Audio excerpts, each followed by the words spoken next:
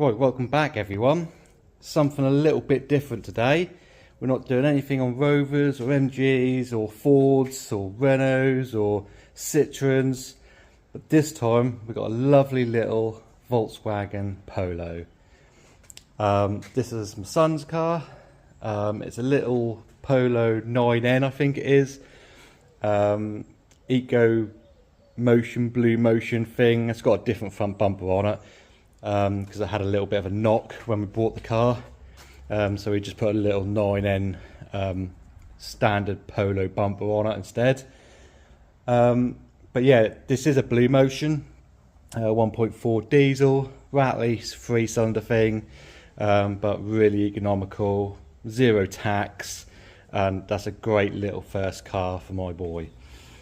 Right, so we've got a couple of little MOT bits on here to do, which I've already done, but I've been waiting for some bottom ball joints to turn up, so I thought I'd just take you through replacing a bottom ball joint on one of these little Polos. And I guess it's the same on a Golf, a Skoda Fabia, other Polos, you know, across the Volkswagen range in these small little cars. So yeah, I think we'll just get straight into it and show you how to replace a bottom ball joint on a Polo 9N. Right, so these are the tools we're going to be using: trolley jack and axle stands. You can use the jack that's in the car if you've got one. If you don't have a trolley jack, again, if you don't have an axle stand, slide the tyre underneath the subframe or something, just so that you've got some kind of safety. Lever bar, again, I didn't really need the lever bar. You could use just brute force, just makes things a little bit easier.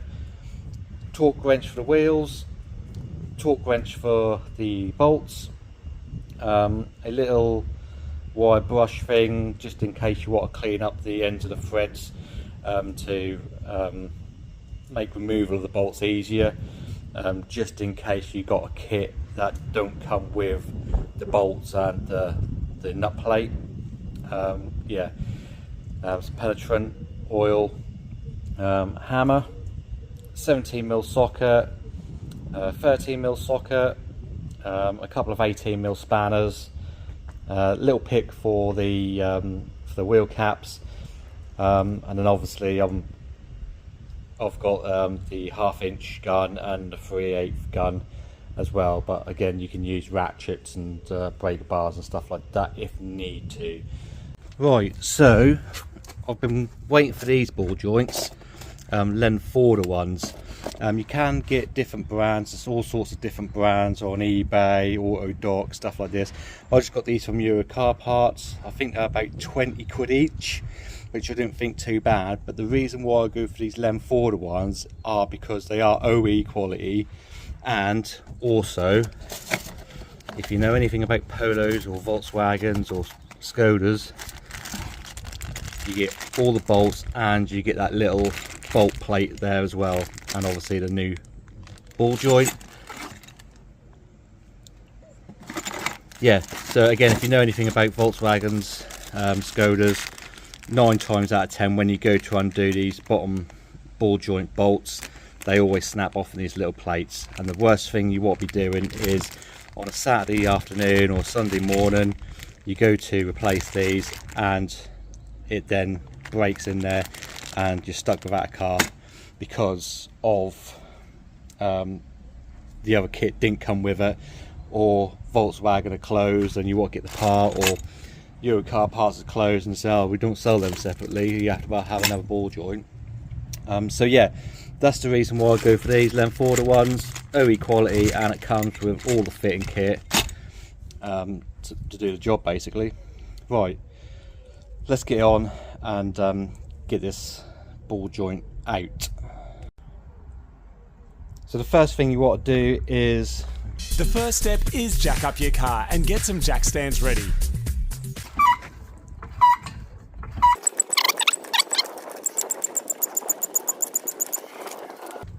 Right, something worth mentioning is little jack and point cover on these Blue Motions. I don't know if the other Polos are the same, if they got these or not, but they're worth taking off to give you a little bit extra room, because they do sort of like cover the sill bit where you want to jack up really.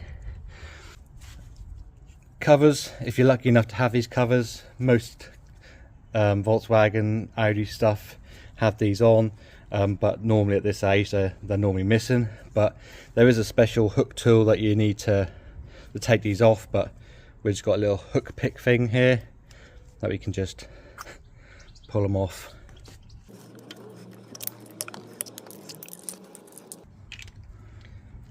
Lock and wheel nut tool. Normally I would say leave it on the ground and then use a bar just to crack that off before you start gunning stuff off. But I've had these wheels off recently. I've done a couple of little other jobs on this car, so I know these are torque to spec and they'll zip off easily with a gun without damaging the lock and wheel nut tool.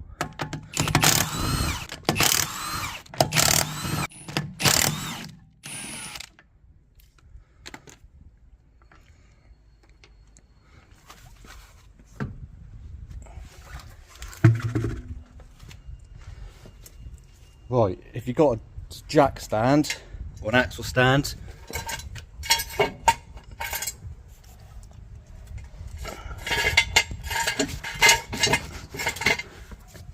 stick it under, because last thing you want to be doing is getting crushed if your jack decides that it's going to fail. If you haven't got a jack stand, use the wheel, just slide it underneath the subframe or underneath the sill or something. You know, it will save you more than not having anything under there, basically. Right, to make things a little bit easier, we're just going to turn the wheel on full lock so we can gain access to the ball joint a bit better. Right, so this is the ball joint in question. It's 18mm at the top here. If it's been changed before, that might be a 19 or a 21. These are all original parts. So 18 at the top here, and then you've got three 13mm bolts here. What I like to do is just hit them with a little bit of penetrant spray.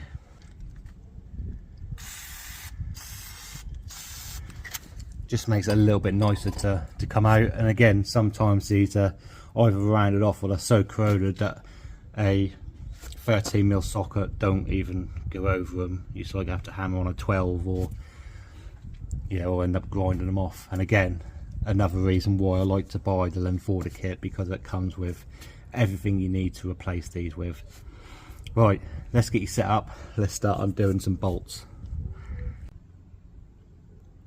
Right, hopefully you can see okay. There's a little bit of a sort of glare from the sunlight, but I've got a couple of torches in there just to try and take some of that glare off. So we'll start off with this top ball joint nut here. Again, 18mm. And that's come off quite easy. Again, these can be a little bit of a nightmare. There is a torque spline in the top of the ball joint here. I think it's like a T40 or something, but trying to get a T40 in there with a drive shaft in place is a bit of a nightmare. So we'll just wind this out.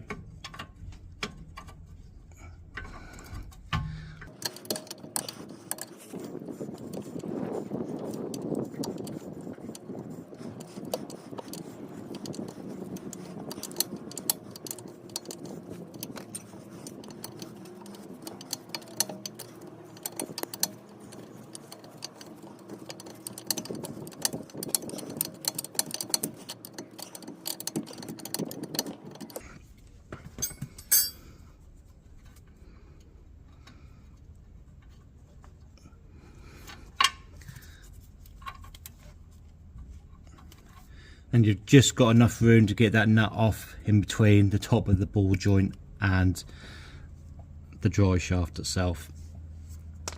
Right, now you've got a couple of options on how to do this. You can use a ball joint split if you've got one.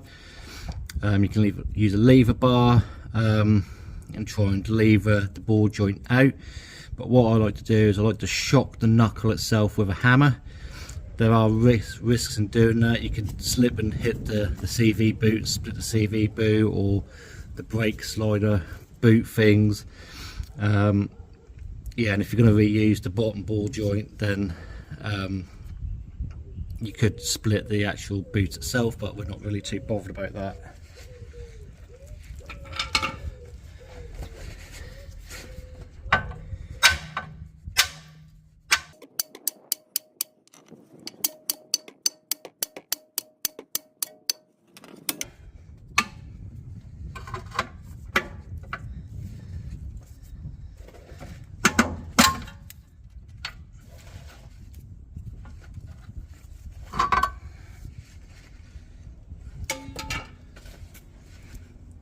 Well, I just used a lever bar in there just to lower this arm down and get this ball joint out.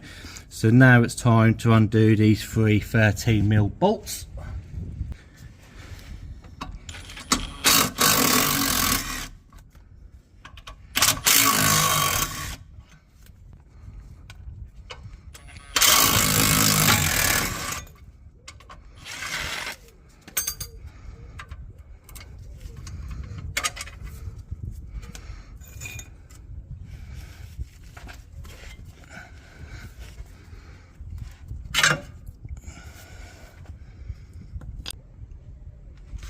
Right, so that's the old ball joint, the 3 bolts. Luckily enough, these all came out without an issue. And then you got the nut plate that goes on top, threaded insert plate. So the actual ball joint goes in between the 2 halves of the arm. Bolts come up, and then the nut plate goes on top like that and sandwiches it all together.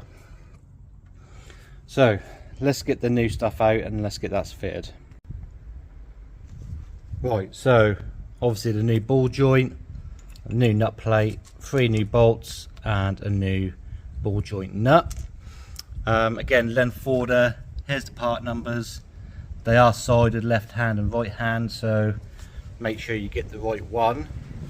I'll link them down in the description anyway, just in case. And if you want to order from Euro Car Parts, that's the Euro Car part number.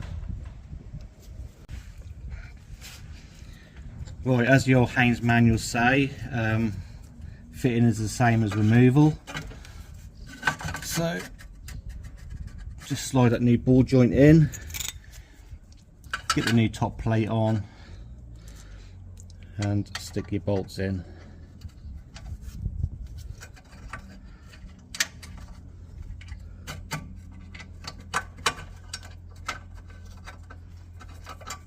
I do like to grease my bolts when I put them in, but I'm pretty sure Volkswagens, they say not to grease them because there's these special type of bolt, like one use only bolt, and if you grease them, that then mucks the torque up, and you can sometimes end up snapping the new bolt because you've greased it, basically, because the torque settings would be wrong. So I'm just going to wind these in with the gun a little bit.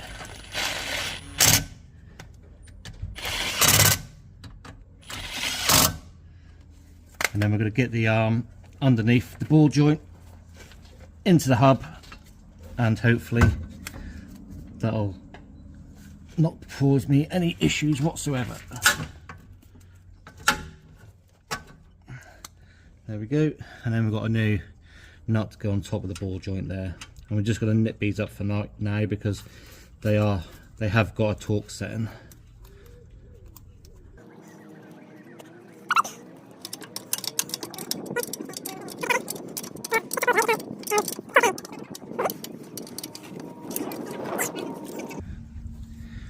Right, so this top nut here for the ball joint, the big one, that is 45 Newton meters plus a 90 degree. But again, because the drive shaft's in the way, you can't really get a torque wrench in there, not without a special crowfoot spanner. So what I do is I just give it a good gut and tight, as the Germans say. Good and twist. As we're working on a German vehicle, just give it a nice little tweak. And then the 3 bolts underneath here are 20 newton meters plus 90 degrees, and they are one use only bolt, so just hear that click.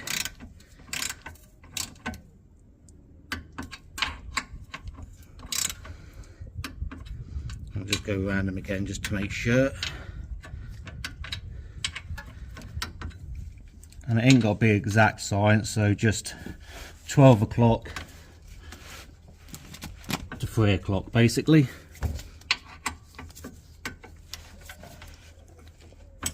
And that's good enough.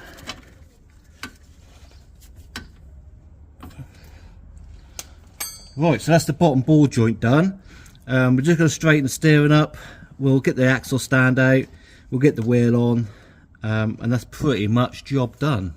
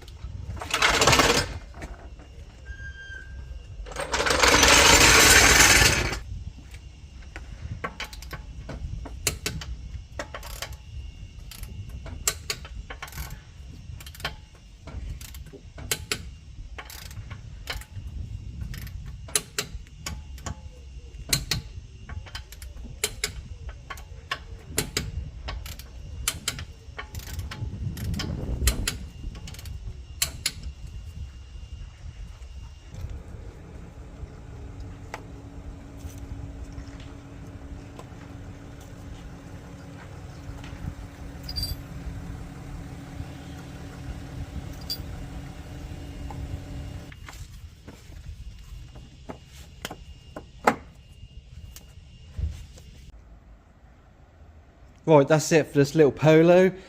Nice easy little job for you to do on your driveway. I didn't use the ramp today just to try and bring stuff back to reality really of what people are having to do at home. Not a lot of people are blessed with ramps and electric impact guns and stuff like that, so yeah, just trying to bring it back a little bit to the old days where you used to have to do stuff on the floor. Again, nice little easy job. If you want to see any other Volkswagen stuff, again, I don't normally do Volkswagen stuff. It's normally MG Rover stuff, you know, race cars and stuff like that. I do a little bit of racing, and then I've got a few Fords as well, so sometimes you see a little bit of Ford content. But if you want to see some kind of Volkswagen Audi group stuff, then obviously give us a like and a subscribe, and we'll see if we can put something into plan. Maybe get a little project, little Volkswagen Audi project. Who knows? It's not really my bag, but I don't mind working on it. Right, I think that'll do for now. I'm just going to give it a little road test just to make sure everything's alright, but I'm pretty sure it is. But please stick around and watch some of the other stuff. That'd be absolutely great, and we'll see you in the next video. Don't forget, if you had any suspension components apart, it's best off just to go and get it tracked up. I'm at here a Quick Fit. They do a free check, and I think it cost me $69.95 just to have the front end aligned.